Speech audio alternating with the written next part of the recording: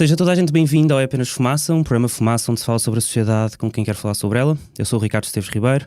Hoje temos como convidado Ori Givati, porta-voz e responsável pelas relações internacionais da Breaking the Silence, uma organização sem fins lucrativos de ex-militares israelitas que partilham testemunhos de como a ocupação na Palestina é praticada. Esta entrevista vai ser feita em inglês. Welcome to Fumaça, Ori. Thank you. Thank you for inviting me.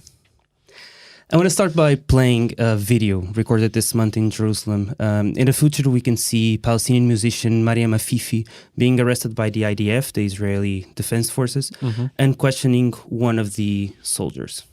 What did I do? Just defending a girl who was being beaten? That's why I'm arrested now? Defending people that are going to be kicked out of their houses? How do you feel? No, I know that you're a human and maybe you have a family, you have kids. Do you want your kids to grow up and to grow old defending their own side, defending the oppressors? This is what you wanted to be when you were young, when you were a child, to be in their own side. This is what you wanted. When you were a child dreaming to grow up and having big dreams, this is what you wanted? To be in the side of oppressors? What did you want to become when you were growing up? I grew up to this concept that the most important thing I will do with my life and the best thing that I can do with myself when I turn 18 is to become a combat soldier in the Israeli army. And this is what our entire system directs us to do. So it comes from our education system, it comes from our media, it comes from our families. We grow up to believe that what we do in the Israeli army is pure and is the best thing that we can do with ourselves. I always wanted to become a combat soldier because I wanted to protect my country and to protect my family and to protect my friends and to get under there is a saying in Hebrew, להיכנס מתחת לאלונקה, meaning get under the injured, this thing that you carry injured people with and join the struggle and protect the people who protected me and protect the people who will protect me after I finish the army. And I never doubted this question. I never knew, for example, I never learned in history class, that since 1967 we've been occupying millions of people with our military. When we study about the 6-Day War in history class, we study it as the best thing that ever happened in Israel, as something that we should be proud of. We don't learn the next thing. The fact that since that war, millions of Palestinians are under our military dictatorship. And so when you're a young Israeli, let's say in most cases, of course, always there will be the odds, but in most cases, you grow up wanting to become a combat soldier. And in 2010, when I joined the army, I was extremely motivated to be part of this.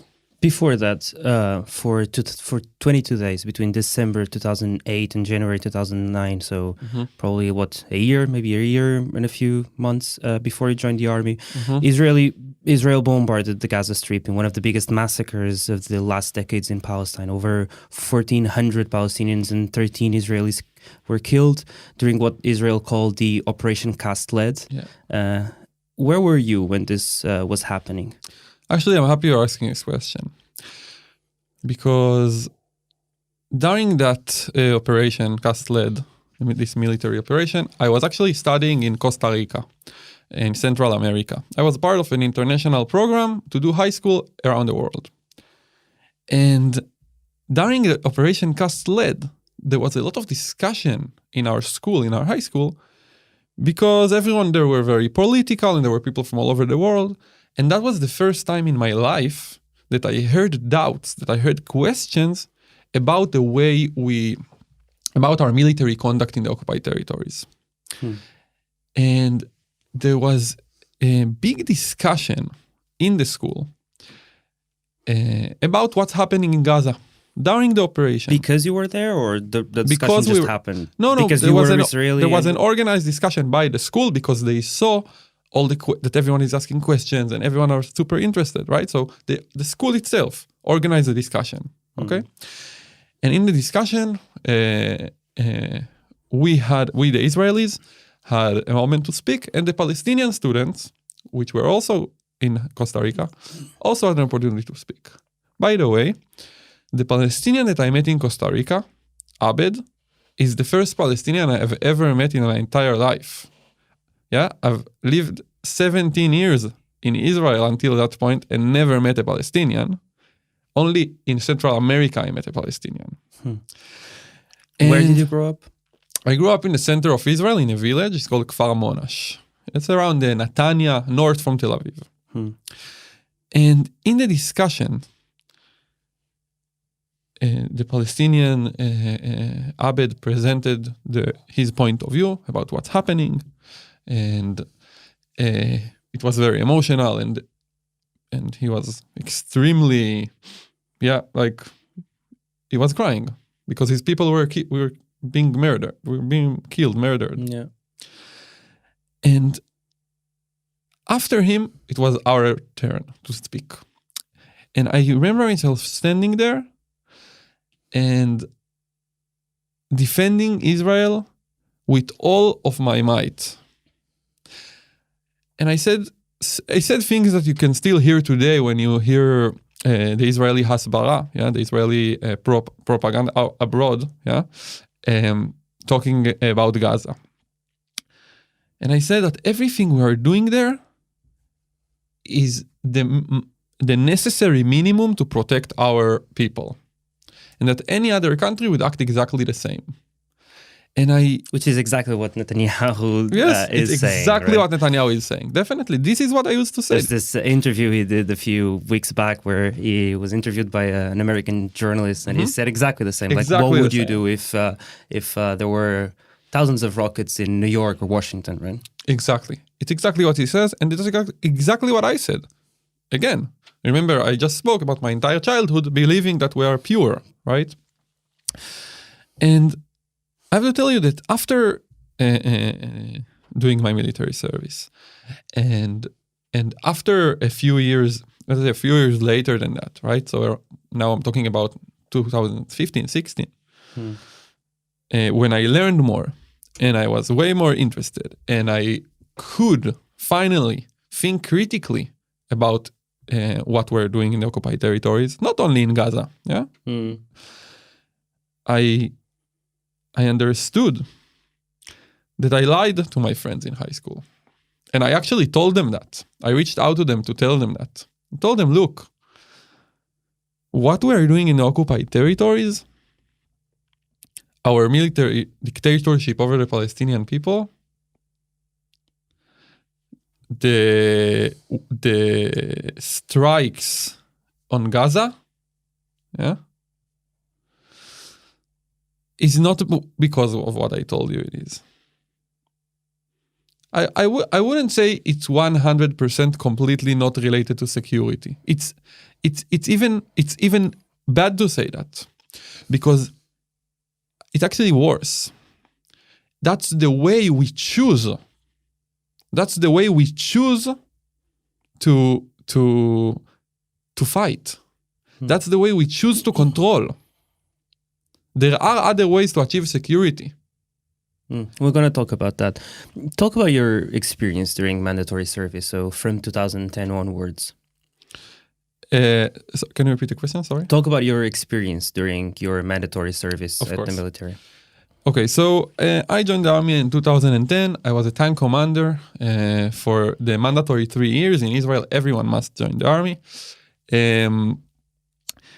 So conscription is 3 years? Is it 3 years? Today, it's 2 years and a half. When I served, it's 3 years. Okay. It usually starts around 18 years old, after right? high school, immediately after high school. I served from 2010 to 2013. And where were you assigned? yeah, so I was in my mandatory service. an instructor of how to become tank commanders. Okay, that was my main part in the army, in the mandatory service, and I did a week in Hebron. I did maybe 2 weekends around Gaza. In my mandatory service, I didn't serve a lot in the occupied territories, but it's important for me to say that in the army, there is a very big contrast between what you are trained to do to what you're actually doing. Okay? So tank commanders, when they finish their training, they go to operate in the occupied territories. Okay? They go to do checkpoints and invade homes and patrol the streets. Okay? And artillery officers also, and infantry also. Okay? So there is a contrast between what you're trained to do and what you're actually doing. And I would take you a few years later to when I actually did a 3-week service in the occupied territories in reserves duty. Right after the conscription, after the mandatory service. So reserves duty is in Israel after you finish your mandatory service. Not all soldiers, but some of the soldiers, until they are 40, have to go back to the army for a few days every year. To help, to cover for other soldiers who, for many different reasons. And it was in 2016, 3 years after I already finished my mandatory service, that I was called on reserves duty into the occupied territories around the city of Crescia. And in these 3 weeks, I took part. And that's in the West Bank, so like in the north of the West Bank. In the north, definitely. In the north of West Bank, around the village of Azun. That's the area. It's a city that is actually surrounded by the wall that Israel started constructing after 2002, right? Yes. So it's like right there in the border of West Bank and what Israel calls the state. Yes, right there. And in these 3 weeks, I took part in a variety of the missions that are done daily in the occupied territories by us. Okay, so checkpoints, invasions to villages, patrols, car patrols, walking patrols around Palestinian villages, and so forth. And it was actually after this reserves duty that I reached like a tipping point, that I decided, of course, it wasn't the only thing, right? It's a process, but it was the tipping point for me that I decided that I can't go on working in agriculture, which that was my job at the time, in the north of Israel, completely ignoring and staying indifferent to our control of the Palestinian people and the way we control them. And not only that I think it's wrong, I also just took part in it. So I have a responsibility. I can't just go on with my life. And of course, it was a long process, but eventually I decided to quit my job in agriculture and join the struggle to end occupation and join Breaking the Silence. But explain what was your mission when you were deployed in Crescia? All right. So the first thing that my commander told me when I arrived to Crescia was our mission in this area is to make all the Palestinians in the area feel like they cannot lift their head up. Okay? Like exactly like that. Exactly like that. I remember it so well. Now, it's important for me to emphasize here. He didn't tell me our mission is to make all the dangerous Palestinians or all the violent Palestinians. He said all of the Palestinians. Our mission in the occupied territories is to make all of the Palestinians feel like they cannot lift their head up. And how do we do it? Exactly doing the different types of missions that I did. And I think it's very important to understand that while sometimes, of course, we see horrifying incidents that are done by soldiers, every single day is horrifying. Every checkpoint, every home invasion is horrifying. What do you mean by home invasion? And what So- do you mean by checkpoint? Like some people, most of the people who listen to this never been to Palestine, don't know what a checkpoint is. Explain what those things are. All right, so I'll start with home invasions, okay? So home invasions are done around, in our latest study, which we published with two other organizations a few months ago, 267 times a month, okay? Only for searches and arrests by the military, by the Israeli military. Now, what is a home invasion? Home invasion is with a group of fully armed soldiers, weapons, grenades, uniforms, yeah? A group of, let's say, between 5 to 10 soldiers, usually, sometimes more, sometimes less, invade a Palestinian home, and then from that point, we have a variety of different types of invasions, okay? So it can be for arrests, yeah? And some people deserve to be arrested, okay? I'm not saying, some people deserve to be arrested. But the vast majority of home invasions are not to arrest people. They are done, for example, for training. A new unit comes to serve in the occupied territories, and the first arrest that they will do, they will invade a Palestinian home, again, fully armed, in the middle of the night, yeah? Arrest one of the people of the home, from the home, usually the father or the older brother, and after a few minutes, after a few hours, we'll bring him back home. Why? Because it's a mission called a mock arrest. We are arresting someone that we know for sure that is innocent. And we do it because maybe the next day we will have someone who is more dangerous. So we need to practice. So you're using Palestinians as a means for your training. Definitely. Now, maybe we can elaborate that later, but trainings happens in other circumstances, not only home invasions. But I want to give one other example of home invasion. Another type of home invasion is called mappings. Okay, a group of soldiers invade a Palestinian home, again, middle of the night, fully armed. One soldier draws the way the home looks like. Okay, so how many windows, how many doors, how many rooms. Another soldier usually takes pictures of the family members. Okay, so put them one by one next to the wall, takes their pictures, and that's it. That's the mission. Again, in mappings, we check before we enter that there are no Palestinians in that home. That there are no violent Palestinians. We check that there are innocent, because the mission is not to arrest. We don't want to face trouble. So you make sure they're not guilty of anything. Exactly. Yeah. Now, what's the justification by the military for this? Intelligence. Okay. We need to know how all the homes in the occupied territories looks like. Okay. But now I want to take you to our testimonies in breaking the silence. Yeah. And we have a testimony of a soldier that comes back home after a few mapping missions that he did. And he does the laundry, and he finds all the drawings of the homes in his pockets. Or another testimony of a soldier that took pictures of the family members, and he asked his commander, what should I do with all these pictures? And his commander said, we don't really need the pictures. Yeah. Now, these are just two examples. Yeah? We have other examples like turning a home into a military post. Yeah?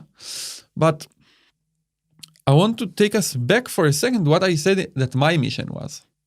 Make all the Palestinians feel like they cannot lift their head up, right? How can we do that? One of the ways to do it is that every Palestinian, not only the people who know they did maybe something that they shouldn't have, yeah, according to Israel, yeah, or wrote a post in Facebook against the occupation, even the most indifferent, silent, peaceful Palestinian, that didn't participate in anything, even his home can be invaded in the middle of the night. And that's how we control the Palestinians.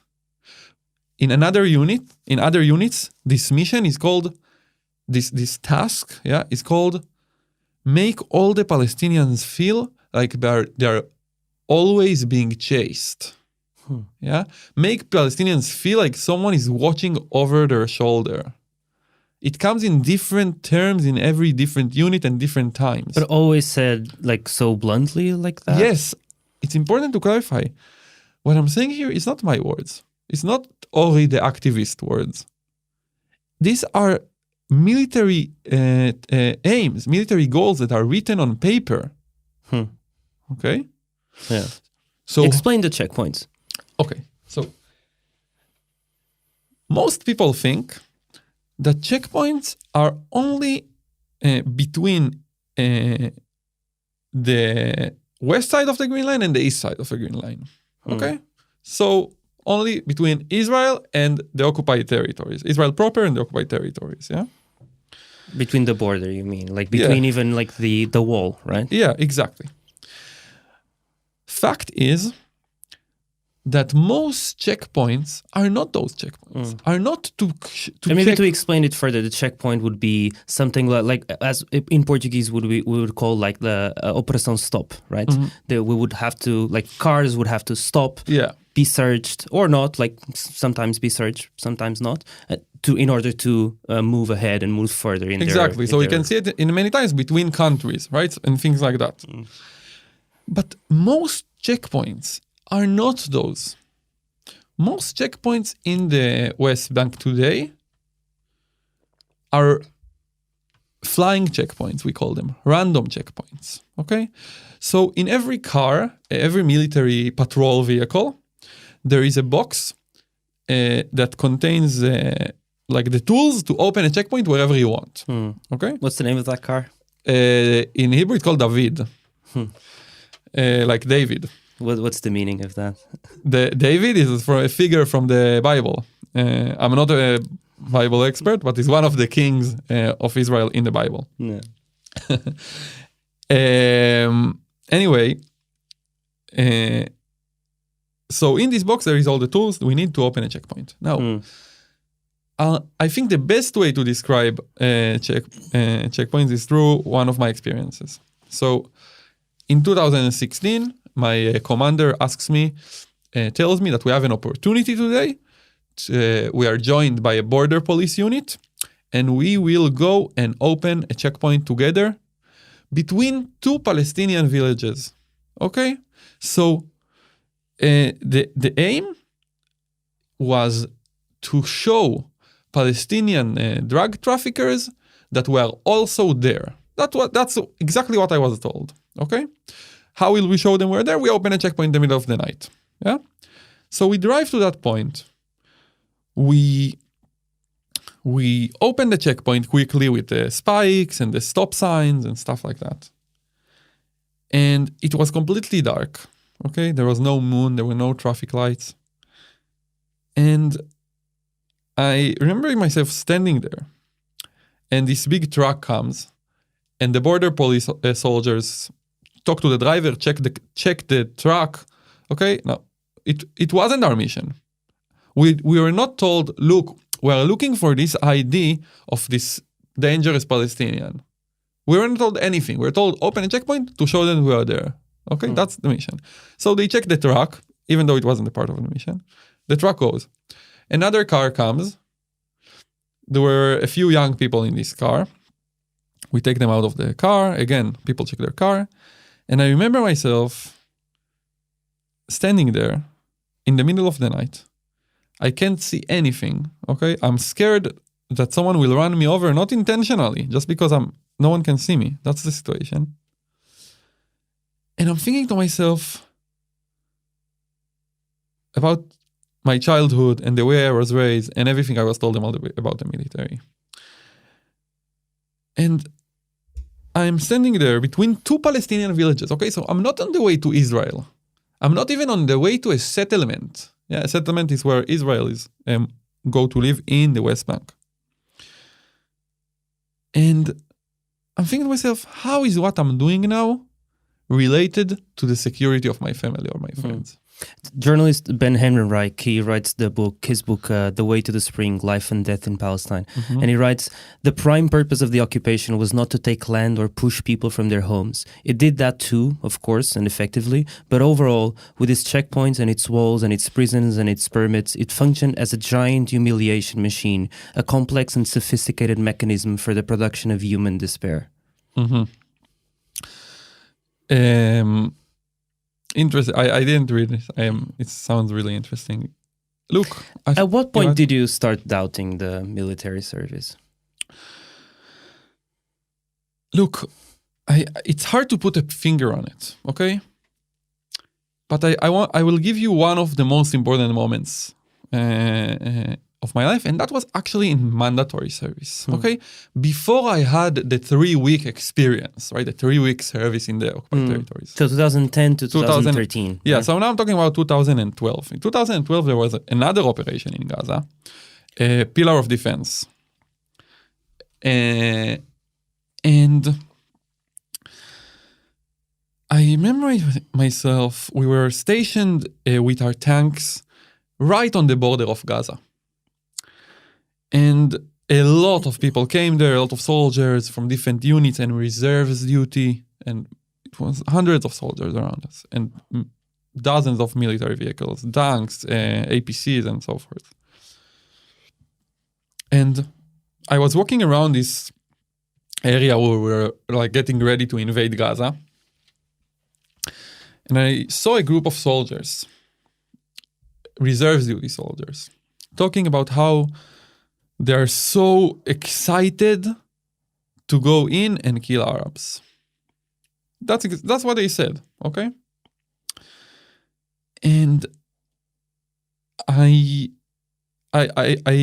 saw this and I was quite shocked because I asked myself, why would someone want to kill people? Like what? Why?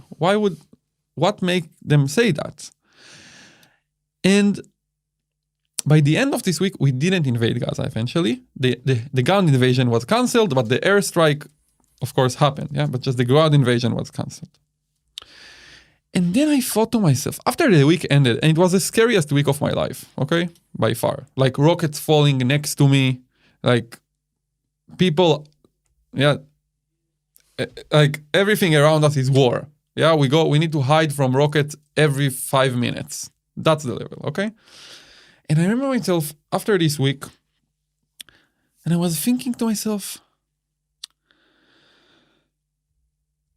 I actually was also very motivated to invade Gaza. I was so shocked by this group of reserves duty soldiers talking about how they want to kill Arabs, but I also wanted to participate in the war. And it was a very hard realization for me. And I started thinking to myself, what events during my life made me so eager, so motivated to participate in a war? Because I'm not a violent person, I never hit a human being in my life. So why should I want to participate in a war? What happened? Who was it? What system was working on me so hard? And this was the first moment that I started really thinking critically about what's happening. And it was 1 year left to my mandatory service, and I finished my mandatory service, yeah? And then I went to work in agriculture, and I read and I learned, yeah, it's a long process, but I can definitely say that the first major turning point was that week, even though it didn't lead me to very big decisions at that time. And so why then did you come back, right? Because you were then 3 years afterwards, you were called as a reserve duty. Why did you go back? Look, the forces that are working on us to comply, and again, they start from the moment we are born, yeah, and also all the time, yeah, also now, are so strong. They are so strong. They are my justification for going to serve in the occupied territories in 2016 was I don't want to let down my friends. I don't want to be seen as someone who is ditching his friends in the fight, right? You don't want to leave your friends behind. This was my justification back then. And it's not the only thing, right? The social pressure, the fact that it's actually not doing that is going against every single thing in your upbringing. And it's a hard decision. Did you ever feel like you were the the good soldier when compared to those soldiers who wanted to kill Arabs, quote unquote? Of course. This notion of being the good soldier, of saying, I want to participate, I want to take part in the occupation as a soldier because I can improve the occupation, is a very common notion in Israel. Okay, for people who say that they are against the occupation. Yeah. Now, I want to give you an example from my experience. So again, reserves duty 2016. I'm called by my commander. He tells me another unit captured 4 Palestinians, and that these Palestinians were in a place they shouldn't have been. That's what I'm told. Okay, and they are now coming to our base, and you need to guard them. And I am super excited at that point, because I always wanted to be the person who is directly responsible for interactions with Palestinians. So these 4 Palestinians arrived to our base, handcuffed, blindfolded. We put them in 4 chairs in front of the fence of the base. Now, important to... The base meaning not a jail. Exactly, that's the next thing. It's not a jail, it's not a detention center. It's not a place where people are supposed to be held. Around them, soldiers are in their pajamas. Okay, that's the level. I'm in my uniform because I have a task, right? So I need to be with my uniform and with my weapon, and I'm standing next to them, and I'm starting to think, how can I improve the situation? Because it doesn't look like a good situation. And I ask them if they want to listen to music. And they say no. And I ask them if they want to eat something. And they say no. And I ran out of ideas. And I'm standing there, 4 Palestinians, handcuffed, blindfolded, in the middle of the base. They didn't want to listen to music or eat something, which to me seemed like amazing ideas at the time. Yeah. Now when I look back, I do think it's ridiculous. But as a soldier, that's the way you think. Okay. And I'm standing there disappointed that I couldn't change the situation, that I couldn't improve the occupation. And what is the difference? What is the real difference? I'm asking myself, what is the real difference between me, who has the best intentions? Yeah, I want to make the occupation moral. I don't want to be violent and so forth. What is the difference between me and the most violent soldier in my unit? That I always look at him and he say, "Oh, this guy is so racist. I don't want to be him," right? And yes, maybe he would be a bit more, but it doesn't change the situation. And I think the best way to clarify this is to take us to a harsher example. Okay, so for example, we talk about training. Yeah, a group of soldiers invade in the middle of the night to invade a home to arrest someone for training. The mock arrest you were talking about. The mock arrest. What does it matter if this group of soldiers, even all of them, all of this group of soldiers want to improve the occupation and be the good soldier, they will still invade this family's home in the middle of the night, fully armed, to arrest someone for training. So they will be a little bit more nicer to the children. They still woke them up, fully armed. Doesn't matter. We have testimony from a soldier that participated in many arrests, okay? And he said how in the first arrest that he did, he came with candy in his pockets. And he handed out the candy to the kids in the homes they invaded. And he says how in the first arrest he did that. In the second arrest he did it. But by the 5th arrest, he stopped doing it. And his quote is, the way he described this is, I'm giving kids candy but I'm taking away their father. How did you get to know breaking the silence? So after my reserves duty, at the time in 2016, it was one of the most hard, let's say, attacks on breaking the silence. Okay, so the Prime Minister Netanyahu accused breaking the silence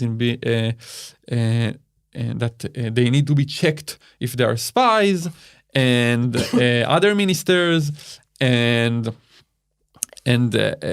breaking the silence is under a very heavy attack. Okay, Yeah. I see this. Yeah, former defense minister and chief of staff of the Israeli Defense Forces, Moshe Alon, said it became clear that this is an organization operating with malicious motives. Right? Exactly. And then also the former minister of finance and head of the Yesh Atid party said the breaking the silence had, quote, crossed the red line between criticisms and subversion.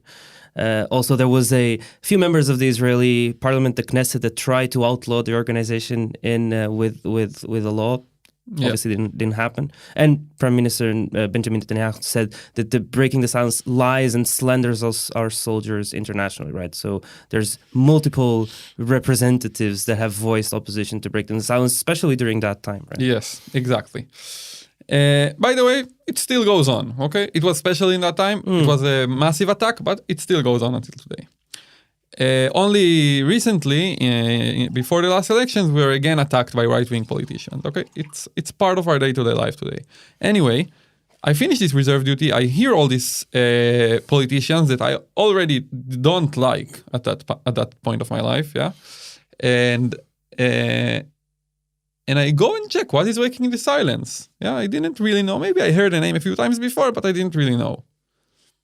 And I read testimonies of soldiers who did a checkpoint like I did, yeah, who were in charge of Palestinian detainees like I did, who invaded homes, who invaded villages, who did patrols, who did all the same things that I just did.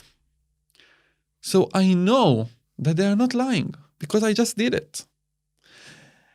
And I see these attacks by these politicians that promote, seriously, 100% of what these people promote is against my values. And against, I think, any person's values who believes in democracy and equality and human rights. And I said to myself, okay, if they are attacking breaking the silence so hard, maybe that will be a good way for me to contribute. Because at that moment, I already decided that I want to work against the occupation. And how will I work against the occupation? If I already did it, I already took an active part in it, I need to take responsibility. How can I take responsibility? I will start speaking about the things that I did.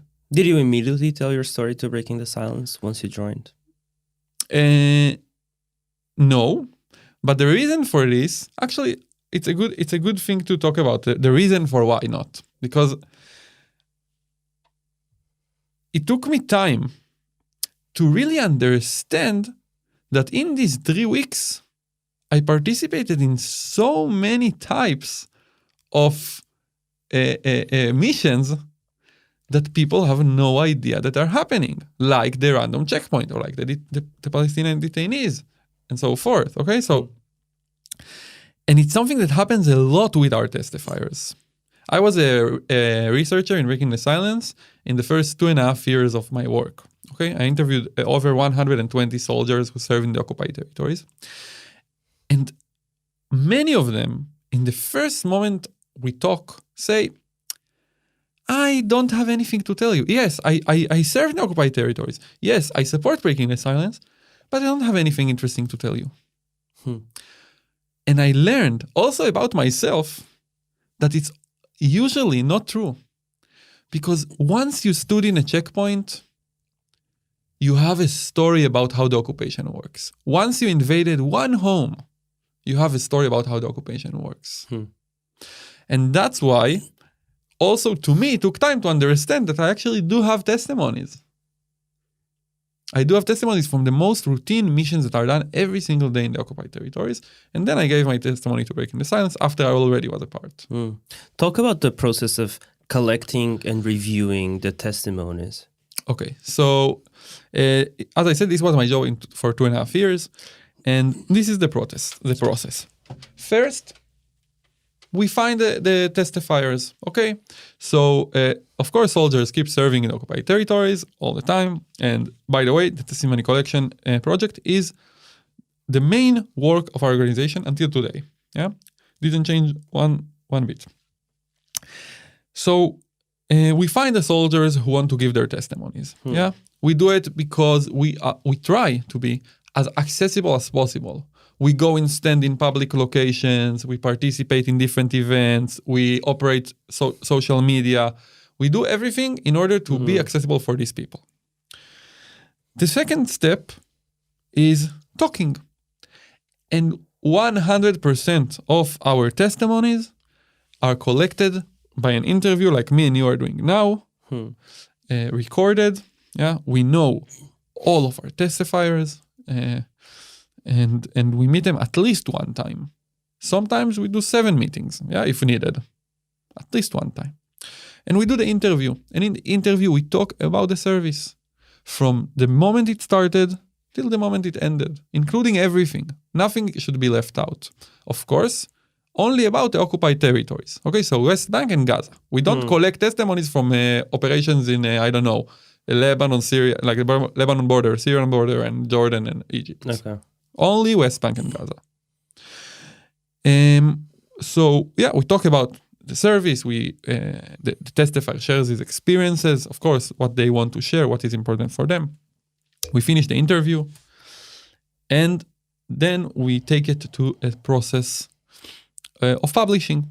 Okay, so what does this include? We transcribe the interview. We don't edit it. We simply cut out the stories, right? So we will not publish a 2-hour interview as one piece. So we cut different testimonies, like the time I did the checkpoint and so forth, cut. This time I invaded his home, cut, okay? But we don't edit the testimonies, and we publish them exactly in the words the soldiers used, okay? The testifiers used. It's important for us because our job is to bring the voice of the former soldiers that want to speak out against the occupation, how they want to do it, not how we want to do it. After we cut them out, they go through the process of verification. And we have a very hard, very strict process of verification. So you fact check all we the stories? We fact check 100% of the stories, the testimonies. And I will tell you that about, I would say, 50% of testimonies we receive are not published because we can't verify them. It's not because, usually, it's not because someone came to lie in our faces. It's because we couldn't verify them. And our responsibility is to publish only the things we can stand behind. And that's why we have a very strict process, and we publish only the things that we verified. And then, after the verification, we go to the military censorship. Yeah, it's a law in Israel. We don't want to break the law. And it's a law of that every single thing that's published about the army needs to go through military censorship. So there's state-legislated censorship in Israel. Yes. And we obey that law. And I have to say that so far, we didn't really face trouble on that end.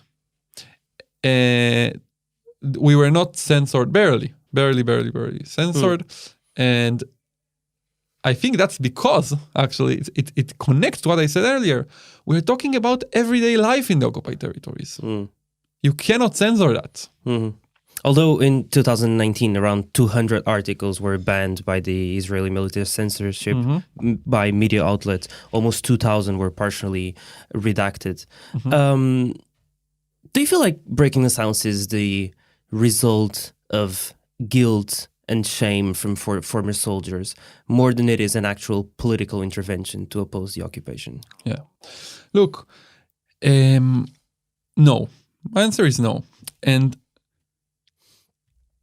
first of all, we have over 1,200 people that testified for breaking the silence. Okay? And every single person addresses this issue completely differently. Okay? And yes, I'm not telling you we don't. I have shame that I participated in the occupation. Of course, I have guilt, a lot of guilt. But my actions and my activities and taking responsibility, I feel, is the best thing I can do to actually take responsibility for what I did and act. And doing that, I am doing that from extremely dedicated motivation to actually create change. And this is why I'm sitting with you here.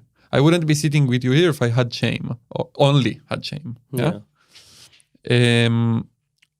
And I feel that we are actually successful doing that. Okay. Of course, the occupation is still here, but and it's deteriorating. Yeah. But I feel and I know that with every new person that we talk to and every new media outlet that we spoke to, we are actually promoting change. Yeah. And do you feel like the organization is a byproduct of Orientalism, as Professor Edward Said put it, so resulting from the fact that only Israeli voices, even when describing the occupation on the ground, are credible internationally, as opposed to Palestinian voices? I definitely think that we have a big problem in the fact that Palestinian voices are not taken seriously enough. I agree with that completely. I think that, look, in our work, I wish there was also a Palestinian sitting with me here, okay? In our work in the occupied territories, when we are there, in our tours, in our lectures, in our activities, we have Palestinians that work with us. In Hebron, there is an organization called Youth Against Settlements. In the South Hebron Hills, we work with a variety of activists, Palestinian activists, and it's a very important part of our work. We try to do it as much as we can. Our mandate, and it's an advantage, it's a disadvantage, right? We are soldiers who break their silence. So a Palestinian, even if they wanted to be part of this organization, it's problematic, right? For them, I don't think any Palestinian will want to be a part of us, right? And I completely understand it. And that's why we're trying to create the bonds. And I have to tell you that in recent years, we created extremely strong bonds with Palestinian activists in the occupied territories. And it's one of the things that fills me personally with hope. And we try to help making their voices heard. But I agree with the criticism. It's a problem. Definitely. It reads on the About Us section of your website, and I'm quoting, "Our work aims to bring an end to the occupation." What does occupation mean to breaking the silence? Okay. So occupation is the current status of the West Bank and Gaza. Yeah, 1967, we conquered West Bank, Gaza, Golan Heights, Egypt, right? Egypt, Golan Heights, it's a different story. We will not dig into it now. East Jerusalem was annexed, okay? And the West Bank and Gaza, since that moment, are under a military rule. That's a fact, right? Because the military commander of the occupied territories can tomorrow morning wake up, decide, okay, I want the law to be everyone must wear green shirts. He signs the paper, that's the law. And that's the situation in those territories, right? The soldiers... And so breaking the silence doesn't feel like what Israel calls its state is an occupation by itself. Doesn't feel like Haifa is being occupied and Tel Aviv is being occupied, and that the occupation actually started before 1948. Okay. Look, we definitely think that we have to be extremely critical, and the problems in the 48 zone, right? the west side of the Green Line, however you want to call it, Israel, Palestine, the land, Because probably if you ask, most Palestinians would say that the occupation Definitely. started in 48 and not in 67. Definitely. I understand it. But it's still important to make the distinction, because I'm not saying there isn't a big, gigantic problem in those areas. Definitely. Terrible discrimination and racism and police brutality. And really, no question. But the Israeli military is not the ruler in those areas. The military there isn't a military commander to the 48 zone. Okay? And that's why it's important to make the distinction, because we want to be also factual, right? So yes, definitely, there is a big problem in the 48 zone. But it's not a problem that Breaking the Silence addresses. It's not a military occupation, and that's why in our mandate, I didn't serve there. Yeah? I understand that, but what I'm asking is, do you believe that what happened in around the years of 1948 that is known by Palestinians as the Nakba, the catastrophe that basically led to the exile of around 800,000 people, was that an occupation? It's hard for me to understand the question. So I do believe everything you said. Yeah? I'm asking, is the state of Israel founded under an occupation in 1948? Was what happened in 1948 an occupation? I think the term, that's just the term, I think we agree. But the term is wrong, because it's not a military occupation. It's a different way of ruling, right? So yes. But there was a military industry, there was a military institution in 1948, and there was a military rule with the Haganah, and so there was a project in 1948. What I'm asking is, so for example, multiple people, even for example, Israeli historian Ilan Pape writes in his book, The Ethnic Cleansing of Palestine, on a cold Wednesday afternoon, 10 of March of 1948, a group of 11 men, veteran Zionist leaders, together with the young military Jewish officers, put the final touches on a plan for the ethnic cleansing of Palestine. That same evening, military orders were dispatched to units on the ground to prepare for the systematic expulsion of Palestinians from the vast areas of the country. The orders came with a detailed description of the methods to be employed to forcibly evict the people, large-scale intimidation, laying siege to and bombarding villages and population centers, setting fire to homes, properties and goods, expulsion, demolition, and finally planting mines in the rubble to prevent any of the expelled inhabitants from returning. Is this a military occupation in 1948? Is this what Ilan Pape is describing an occupation? I agree with you. Okay, it's a military rule. I'm not stating any opinion. I'm just asking you. No, I know. The only thing it's important for me to clarify here.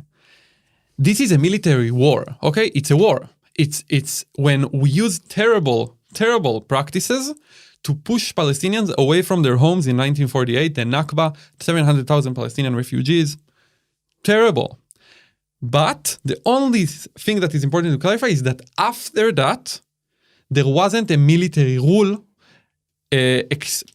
So I will correct. Yeah, there was a military rule on the Palestinian villages in Israel until 1966, right? But it wasn't a military occupation, just the term, because there wasn't, after the war, a military commander of Israel, right? There was military rule of the Palestinian villages. I agree, no question, yeah, that the 48 war included atrocities, ethnic cleansing, pushing Palestinians away from their homes. Definitely. Could there be a state of Israel without an ethnic cleansing of Palestinians? Could there be a state of Israel without ethnic cleansing of Palestinians? It's a good question, because what we see now in the occupied territories, for example, let's take an example. Okay, South Hebron Hills. We see a place where we are enforcing a policy that is meant to push Palestinians away from the villages that they grew up in and lived in for hundreds of years, back into push them away into the big Palestinian cities. What we see now is a process of forcible transfer, of displacement, and fragmenting the West Bank into different parts, which is definitely a process of trying to push people away from their homes, And I do think, on the other hand, that it's possible to. I think that we can live together. But that was not a question. My question is, could there be a state in 1948 without the expulsion and the ethnic cleansing of Palestinians? Okay. I think the clear answer is no, because the state of Israel, as they wanted to found it at the time, was with a Jewish majority. Right? So can I assume that breaking the silence is anti-Zionist? I think that the question of Zionism is actually, it's just not relevant anymore, as the way I see it. Okay, because what was that? What is Zionism? Right? Zionism was this wish by Jews in the beginning of the 19th century, the end of 19th century, the beginning of 20th century, to found this the Israeli state, the Jewish state in Israel. Right? That was Zionism. By the way, in the beginning of Zionism, a lot of the claims were that we want to have equality. We don't want to push. Some of them said, we don't want to push the Palestinians away. We can live together. There were different statements about that, right? But Zionism ended when Israel was founded, right? They made their mission. They created the state of Israel with the Jewish majority. Now we are in a completely different phase. But being anti-Zionist, isn't it being against what happened in 1948? So, being against the legitimacy of Israel starting a state that would be, in your words, created only with ethnic cleansing? Because, I mean, you can be neutral on that, right? But you can also take a stance on being Zionist or being anti-Zionist. And there is legitimate criticism from the Palestinian left against breaking the silence because it never said that it was anti-Zionist, right? Definitely. And for example, Desmond Tutu, the South African Nobel Peace Prize winner, he says, if you are neutral in situation of injustice, you have chosen the side of the oppressor. Definitely. Are you being neutral in terms of being Zionist or not? I think that what we are about this question is not. I definitely think that we are not neutral, right? Because of what we're doing, right?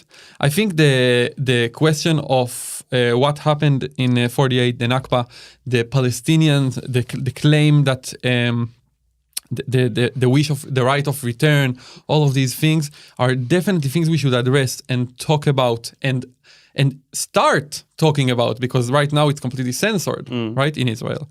And I think that our actions are not neutral. I definitely don't see myself and Breaking the Silence as a neutral organization. I do think that the question of are you anti-Zionist or are you Zionist is not part of this current situation.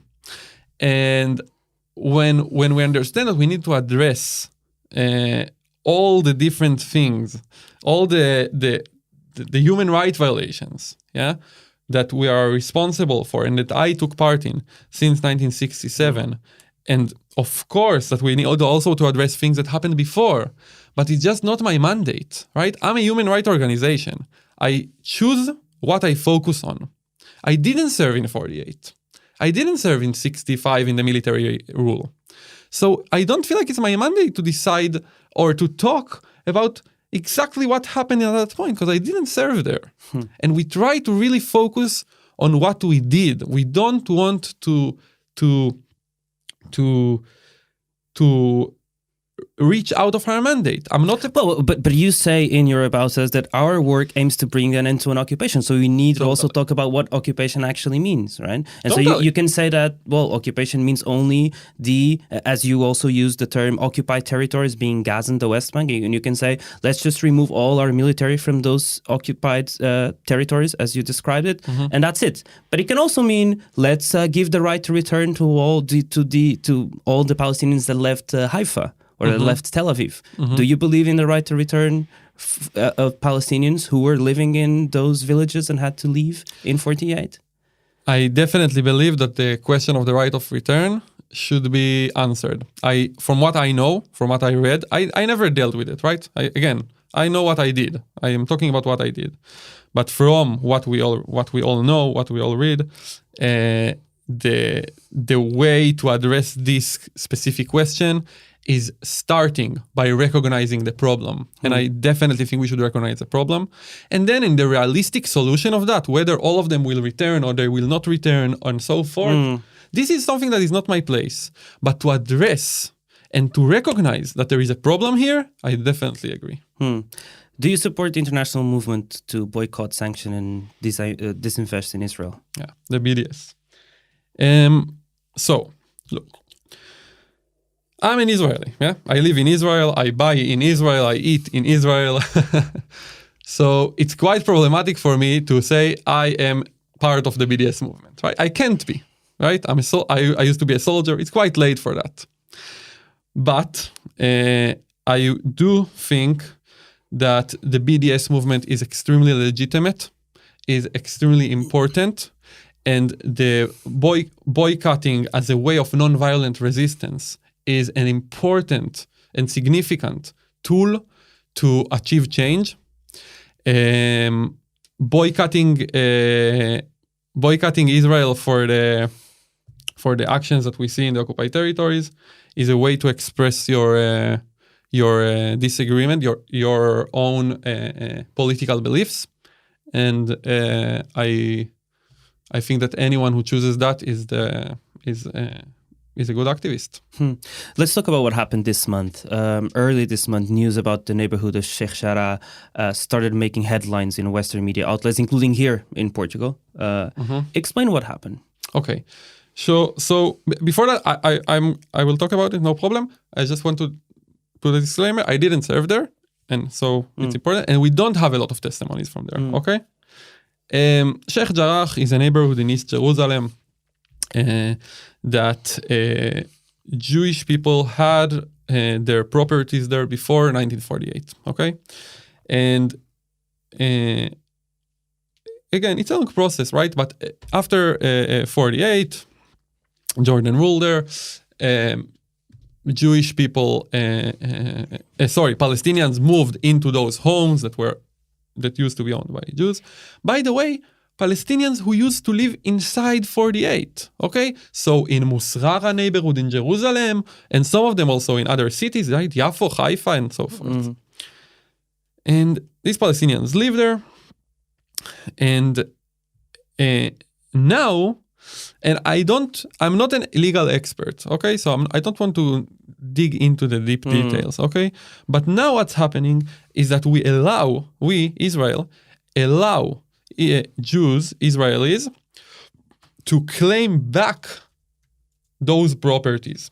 So what actually happens there now is that we are taking Palestinians away from their homes, their families lived in their whole lives, yeah, and putting back in them Israelis. Okay.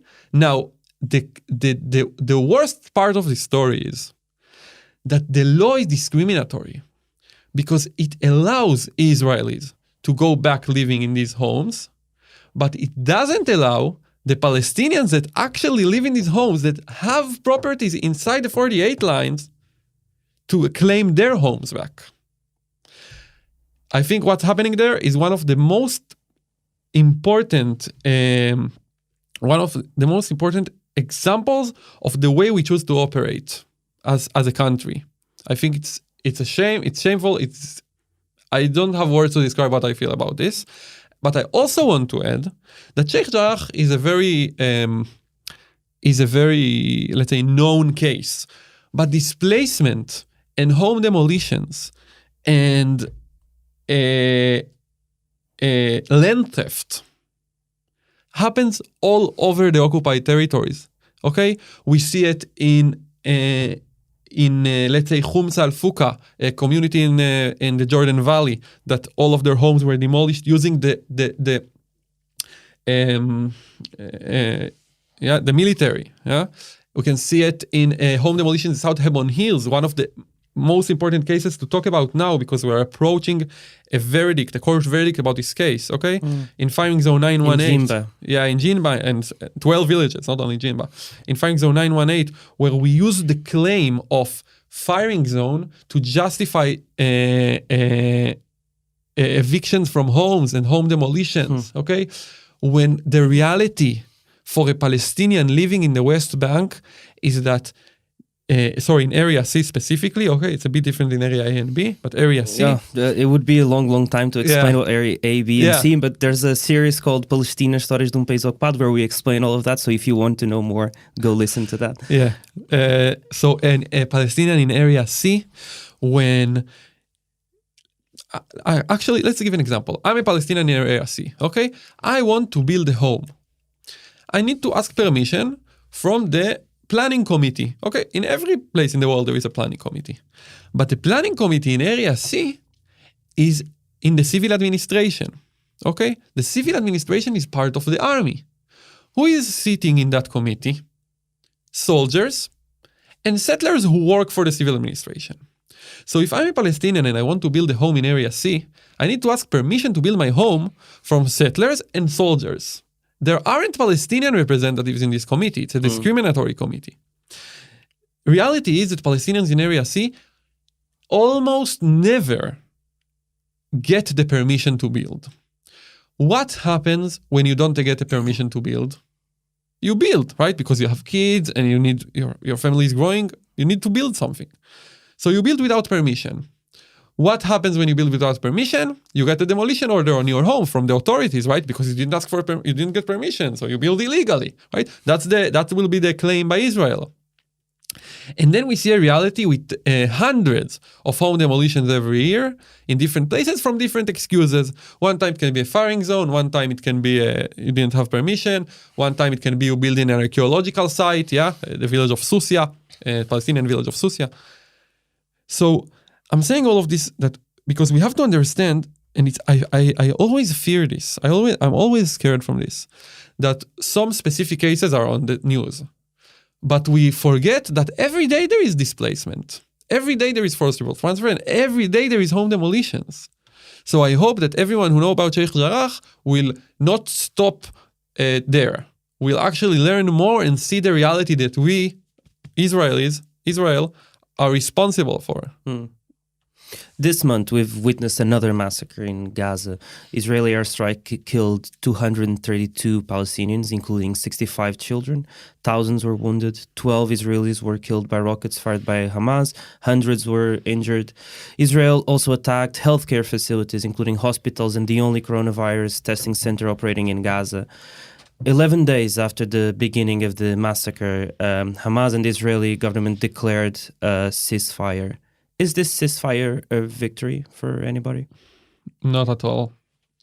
I just came from Israel, and I was your flight was moved like a week? Yeah, my flight was actually cancelled. I was hiding from rockets, shot by Hamas at my home in Tel Aviv. Yeah, that was the reality for a week. And of course, I'm happy that there is a ceasefire. It's always good that the fire will not be shot at anyone, yeah? But it's not a victory. Because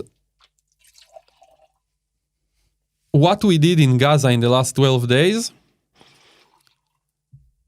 is, and by the way, in general, what we're doing in Gaza and the way we rule and control Gaza in the last, let's say, since the disengagement, 2005, not only, but it grew way harsher since that. Meaning when the military came out of the... Not the military. We took out all the settlements. Yeah, right? exactly. The military still operates. Exactly, yeah. I think it's one of the worst... I don't want to give grades, yeah? But for me personally, I can say it's devastating, because this is one of the clearest ways to see that it's impossible to be the good occupier. Yeah? When we see, look at the claims, right? Look at the claims by my country. We don't have any choice, right? Hamas is firing at innocent people, right? And Hamas is firing on innocent people. Definitely. Is firing rockets on innocent people. No question. But have a look on what we're doing. Yeah? We killed, as you said, 65 children in 12 days of a military operation. Everything you mentioned, right? Demolished buildings and all with the excuse that that's the minimum necessary, right? The minimum necessary to fight Hamas. We are trying to be surgical. Yeah, that's one of the ways that we described. We have extremely advanced technologies that can be very surgical, and we try to hit the target as well as we can, right? But look at the reality. Look at the results, right? And then let's look back on our testimonies, experiences as soldiers. For example, artillery. Yeah, artillery, which we used in this operation. What does that mean? Artillery is like it looks like a tank. It shoots kind of rockets, missiles, shells. Yeah, it's called shells. Probably it should be called to a long distance. So it's not like a tank when you shoot directly. It shoots, but it's a ballistical route. Okay, so it goes up and down, and it inflicts a lot of damage. Okay, it weighs a lot. It weighs like sometimes for a lot of kilos. Okay, I don't want to say something I don't know. Anyway, when we practice using artillery in training, okay, when soldiers practice using artillery in training, we talk about large, gigantic areas that we make sure that no one is there, right? To not harm anyone that shouldn't be harmed. When we look at the operation in Gaza, yeah, and I'm talking, I don't have testimonies yet from this one, okay? But I'm talking about prior experiences, mainly 2014, yeah, Protective Edge. We see that we use artillery to shoot in one of the most densely populated areas in the world, okay? So there is a way to prevent those deaths. And on a broader level, I just don't accept, and I can't accept what we do in Gaza. There isn't an excuse for killing 65 children in 12 days and say, that's the minimum that we had to do. There isn't an excuse for that. Does Israel have the right to defend itself, being an occupier in Gaza? Yes, I think every country has a right to defend itself. I think that every country has a right to defend its citizens. It's the number one commitment of a country to its citizens. Yeah? But we need to ask ourselves, is what we are doing, is it defending ourselves? Because what we are doing in the West Bank and Gaza is defending the occupation, defending the mission to occupy the Palestinians, defending the messianic aim to live in the whole of Israel, defending violent settlers. And when this is what we are doing, of course it's not legitimate. Every country has the right to defend itself, but we are just not defending ourselves. And do Palestinians have the right to use violence in order to fight back against the occupation? Look, I think that I am against violent resistance. I don't think violent resistance is a good way. That's what I think. I think that Palestinians who see soldiers invade their homes with weapons, I understand definitely why some Palestinians choose that path, but I don't think it's the right way. But is it legitimate? I don't think use of violence is legitimate. Well, the United Nations thinks that is legitimate, right? Then an excerpt from the resolution 3743, signed in 82, reads, considering that the denial of the alienation rights of the Palestinian people to self-determination, sovereignty, independence, and return to Palestinian and the repeated acts of aggression by Israel against the peoples of the region constitute a serious threat to international peace and security. And then again, below, the General Assembly reaffirms the legitimacy of the struggle of peoples for independence, territorial integrity, national unity, and liberation from colonial and foreign domination and foreign occupation by all available means, including armed struggle. Okay. And if we think, for example, of what happened in South Africa, or even what happened in the end of the Portuguese Empire in the ex-colonies, right? In Guinea-Bissau and in Mozambique and Angola, there was, maybe you can argue, a need for violence in order to fight back against the occupation and colonialism, right? I understand.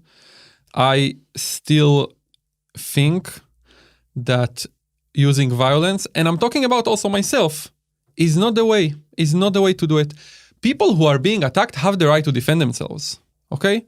But I don't think that the struggle to end what we're seeing in the occupied territories using violence is the way to do it. That's where I stand. There has been what seems to be a never-ending cycle of elections in Israel for the past 2 years. Since April 2019, you've had 4 parliamentary elections, only the third of which actually led to a government being formed, and even then, only for a few months. The latest ones were in this past March. Can Benjamin Netanyahu actually lose his prime ministerial position?